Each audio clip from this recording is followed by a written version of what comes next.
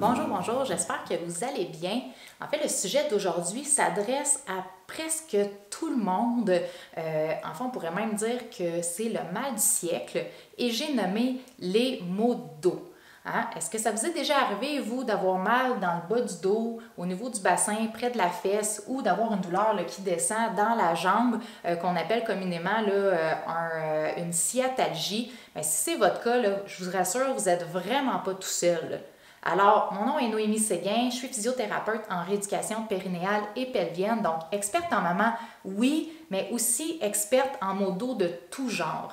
En fait, à travers ma pratique, j'ai eu l'occasion de beaucoup traiter les maux dans le bas du dos, puis souvent, quand les physios dans ma région ne savent plus trop quoi faire avec les problématiques, ça arrive qu'ils viennent les référer à la clinique, puis les gens arrivent un peu stressés, puis se demandent qu'est-ce qu'elle va bien pouvoir faire. Elle, là, madame physio-pelvienne, sont toujours un peu stressés, ne savent pas trop. Puis, moi, je leur dis, attends un petit peu, je vais aller dans mon armoire, puis je vais sortir ma baguette magique, puis en 2 temps 3 mouvements, je vais être en mesure là, de régler tous tes maux de dos là, de façon durable, là, puis tu n'auras plus jamais besoin de consulter de ta vie.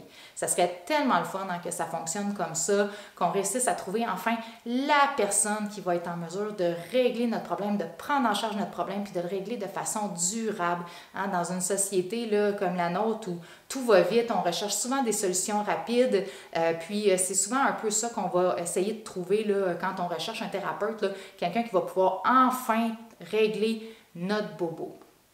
Malheureusement, hein, je vais peut-être me faire lancer des roches aujourd'hui, je vais peut-être en décevoir quelques-uns, mais la seule personne qui est en mesure de réellement prendre en charge votre problème puis de se l'approprier, en fait, c'est vous.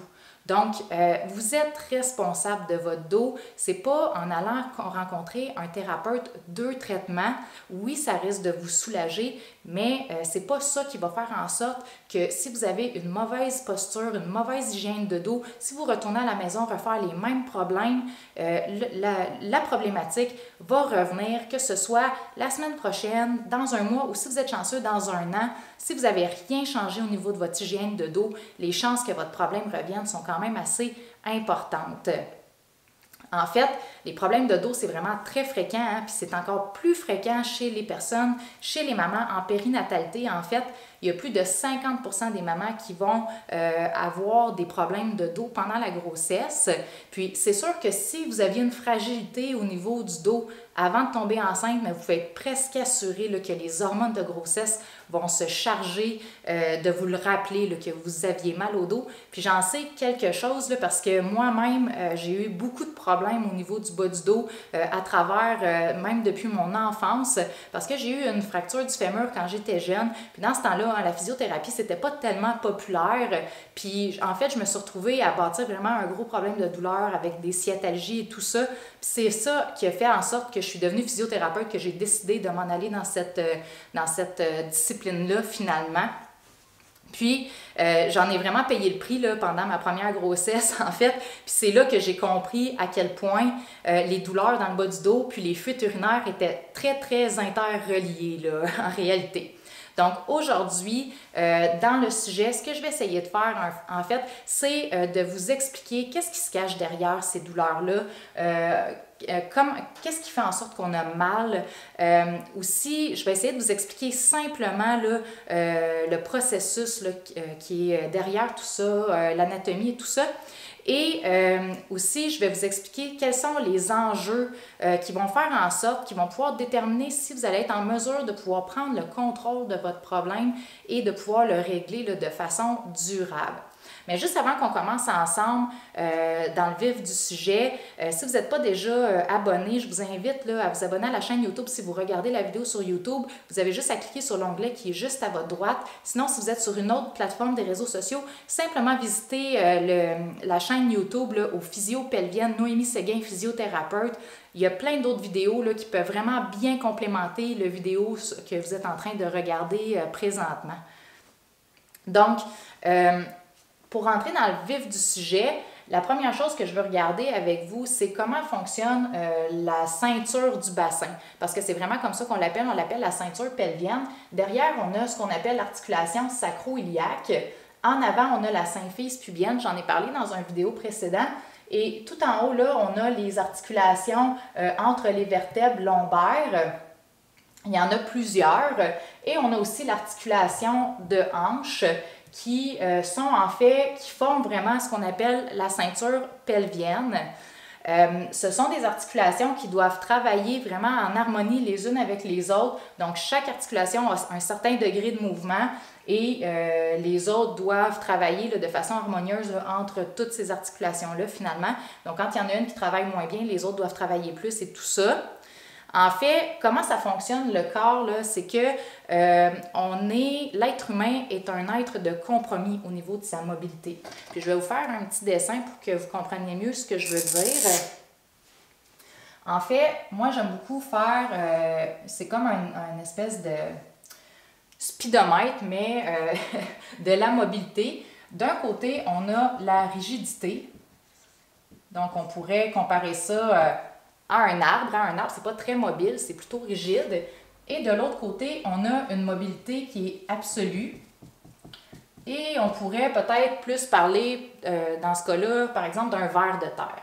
Donc, l'être humain, là, il doit vraiment toujours osciller à travers cette échelle-là dans ce que moi j'appelle l'échelle de la stabilité. Donc, pour un exercice donné, par exemple, le corps va rechercher à aller optimiser sa stabilité, donc d'être le plus stable possible, mais à la fois le plus mobile possible, donc pour optimiser son efficacité à travers le mouvement. Il y a différentes choses qui font en sorte que ça détermine notre stabilité. En fait, il y a deux déterminants principaux. On appelle ça la stabilité de forme et la stabilité de force. La stabilité de forme, c'est vraiment en fait l'emboîtement des articulations, les os les uns avec les autres. C'est vraiment comme des pièces de casse-tête. Donc ça, cet emboîtement-là, ça va être va déterminer la forme, donc la stabilité. Donc elle va être assurée par la posture et par les ligaments qui sont en fait les élastiques, qui tiennent les articulations, en fait les surfaces articulaires ensemble. Donc ce sont des structures qu'on dit passives, qui font en sorte qu'on est stable dans notre corps. Ensuite de ça, la stabilité de force, ce sont nos muscles.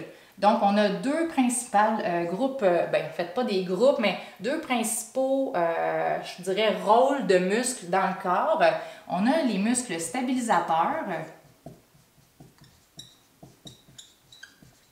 et les mobilisateurs.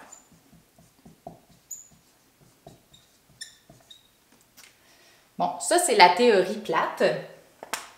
Alors, les stabilisateurs, ce sont des muscles qui sont très profonds, qui vont avoir comme rôle de s'assurer que les articulations, justement, viennent bien s'emboîter l'une dans l'autre puis qu'elles restent comme ça à travers le mouvement. Et les mobilisateurs vont être les muscles qui vont assurer le mouvement une fois qu'on va être bien stabilisé. Donc, toutes ces structures-là, tous ces déterminants-là doivent travailler ensemble pour assurer que le mouvement soit le plus optimal possible. Je rajouterais là-dedans un petit peu mon grain de sel. Moi, je dirais aussi que qu'est-ce qui est un gros déterminant au niveau de la stabilité, en fait, c'est d'avoir des stratégies motrices qui sont conscientes. Je vais vous donner un exemple de ça. Par exemple, quand quelqu'un vient me consulter, il s'est blessé en pelletant de la neige, par exemple. Je vais lui dire, quand tu pelletais de la neige, est-ce que tu étais vraiment en train de pelleter de la neige? Là, la personne me dit, qu'est-ce que tu veux dire par là? Donc là, je lui dis, en fait, pelleter de la neige, c'est plate, hein? Donc, probablement que quand tu étais en train de pelleter ta neige, tu étais déjà en train de penser à qu'est-ce que tu allais faire après que tu allais pelleter de la neige. Donc, tu étais déjà ailleurs, tu n'étais pas dans ton corps en train de pelleter de la neige. Puis, tu t'es blessé parce que tu n'étais pas là. Et la personne, c'est rare qu'elle va me dire « Non, tu n'as pas raison, j'étais dans mon corps ». La plupart du temps, là, on est pressé, puis on n'est pas en train de faire ce qu'on est réellement en train de faire. Et ça peut vraiment nous mettre à risque de se blesser là, dans certaines situations, surtout dans des situations où on sait qu'on est vulnérable, qu'on a une certaine fragilité. Donc, dans le cas d'une blessure, en fait, qu'est-ce qui va se passer? C'est qu'il va y avoir une perturbation de cet équilibre-là dans une de ces composantes-là. Donc, par exemple, dans le mouvement donné, on va avoir une mauvaise posture, on a un ligament qui ne travaille pas bien, c'est-à-dire que peut-être qu'il a déjà été blessé avant puis qui n'assure pas autant la stabilité qu'il a déjà été efficace finalement. Ou nos muscles stabilisateurs ne sont pas assez compétents pour s'assurer de bien coapter les articulations pendant le mouvement. Et là, bien, c'est sûr que si on n'est pas trop conscient qu'on ne contrôle pas bien le mouvement, bien, on va continuer à persévérer dans ce mouvement-là. Puis, le corps, lui, il ne va pas faire comme « Non, moi, je trouve que tu ne stabilises pas bien, je trouve que tu ne travailles pas bien dans ton corps, fait que je ne veux plus que tu travailles, puis il va arrêter de bouger. » Non. Il va continuer, tant qu'on ne décide pas, nous, d'arrêter, notre corps va continuer advienne que pourra. Puis moi, je dis qu'à ces moments-là, notre corps va commencer à subir l'environnement plutôt qu'à contrôler l'environnement. Donc, à ce moment-là, ce qui va arriver, c'est que les muscles vont commencer à compenser pour ceux qui ne sont pas capables de faire le mouvement. Compenser, là, ce que ça veut dire en réalité, c'est qu'il y a certains muscles qui vont commencer à suppléer pour les autres qui ne sont pas capables de faire leur travail, ce qui va faire en sorte que, en fait, ces muscles-là ne sont pas faits pour ça. Hein. Ils sont faits pour faire autre chose. Puis là, ben, ils ne sont pas bons là-dedans, premièrement. Puis en plus, ils sont déjà occupés à travailler, à faire autre chose. Donc, on leur demande de faire deux choses en même temps. Donc, à la longue, ils sont en surcharge. Puis ils finissent par faire, moi je dis que c'est un burn-out musculaire. Ils vont devenir tendus. Donc, il va y avoir des tensions qui vont s'installer dans le muscle. Et là, par exemple, le muscle devient tendu. Et ces tensions musculaires-là, paradoxalement, ce que ça fait, c'est que ça augmente le tiraillement dans l'articulation. Et là, l'articulation, à force d'être tiraillée comme ça, va finir par s'irriter. Elle va s'inflammer, puis là, elle va commencer à être douloureuse, puis la douleur va commencer à apparaître. Si on continue encore plus loin que ça, hein, puis que la petite douleur qui s'est installée au départ, on continue quand même à travers tout ça, bien là, l'articulation va commencer à se sentir vraiment menacée. Puis en se sentant menacée, ce qu'elle va faire, c'est qu'elle va envoyer un message au cerveau, puis elle va dire « M'aider, il y a quelque chose qui ne marche pas ici, je me sens pas bien, il faut faire quelque chose. » Puis là, le cerveau dit « Ah oui, tu as bien raison, je vais t'aider. » Donc, il envoie un message au corps pour dire « Là, arrêtez-moi ça, ce mouvement-là. » Puis là, paf, les spasmes vont embarquer et là, on va vraiment se retrouver là, dans une douleur plus importante, justement. Donc, en fait, ce qui arrive, c'est que la douleur, en réalité, c'est au départ probablement un manque de gestion de la stabilité sur l'échelle. C'est-à-dire qu'on n'a pas été en mesure de s'adapter à l'exigence du mouvement avec nos structures pour une raison ou une autre. Donc, pour régler la douleur, hein, c'est pas simplement là, de faire des massages et tout ça. Il faut être en mesure de cibler où se trouvent le ou les défauts qui ont fait en sorte que le problème s'est installé. Mais oui, souvent, il va y avoir une articulation qui est raide. Oui, il va y avoir des muscles qui sont tendus. Puis oui, on va être en mesure, avec la thérapie manuelle, de soulager ces inconforts-là.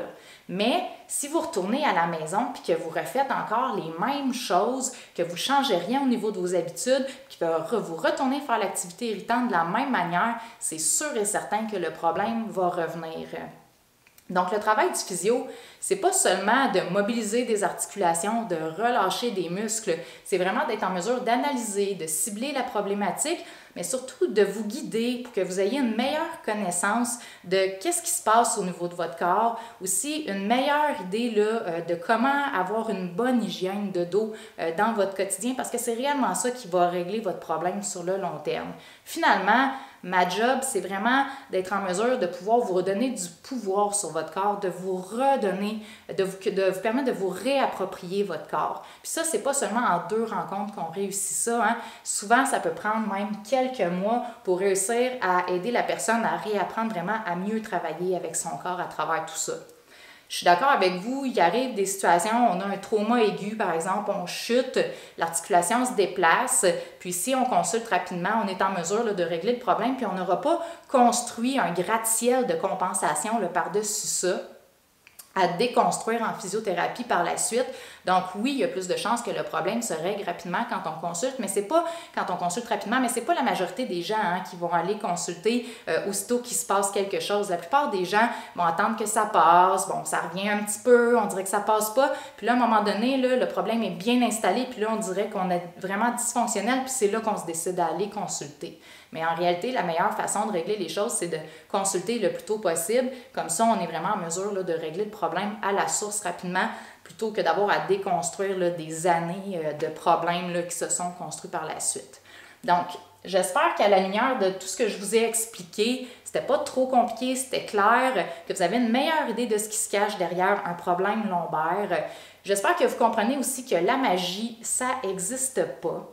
Puis que vous êtes la meilleure personne pour prendre en charge votre problème de dos, que c'est pas le thérapeute qui doit prendre en charge votre problème à votre place. Le thérapeute, son travail, c'est vraiment d'être un guide qui va vous montrer le chemin à suivre. Donc oui, vous allez en avoir de besoin, mais vous allez en avoir de besoin de cette façon-là. En fait, votre thérapeute, ça devrait être ça son rôle à travers votre récupération. Et j'espère que vous avez apprécié l'information que je vous ai donnée. Puis je vous remercie énormément de suivre le blog. J'espère que vous trouvez de la valeur à travers toutes les informations que je vous donne. Puis je vous dis à bientôt pour une autre vidéo. Bye bye!